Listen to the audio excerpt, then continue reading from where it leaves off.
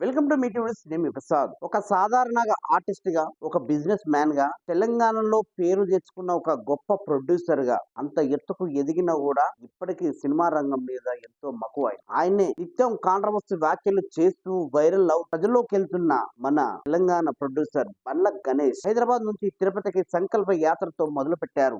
అసలు ఈ సంకల్ప యాత్ర గురించి చెప్పుకోవాలనుకుంటే చాలా మంది మీడియా మిత్రులు అడిగితే సంకల్ప యాత్ర కాదు, సంకల్ప యాత్రతోనే దేవుడు యాత్ర చేస్తున్నానని చెప్తున్నారు.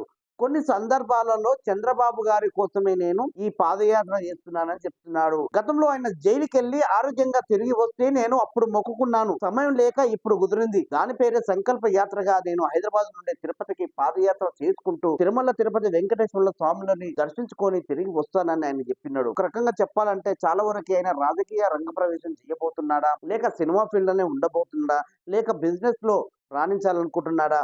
ఆయన ఆలోచన విధానము ఏపీ రాజకీయాల్లో రాబోతున్నాడు. తెలంగాణ వాసి అయిన, తెలంగాణలో గొప్ప ప్రొడ్యూసర్ గా పేరు తెచ్చుకున్న బండ్ల గణేష్ చంద్రబాబు నాయుడు గారికి మంచి అభిమాని, ఒక కార్యకర్త. అట్లాగే పవన్ కళ్యాణ్ గారికి వీరాభిమాని, చిరంజీవి గారికి ఒక పెద్ద ఫ్యాన్ అని చెప్పుకుంటున్న బండ్ల గణేష్ అసలు చంద్రబాబు గారి ఆరోగ్యం కోసము ఆ రోజు మొక్కుకున్న బండ్ల గణేష్ ఈ రోజు సంకల్ప యాత్రగా తిరుపతికి బయలుదేరారు.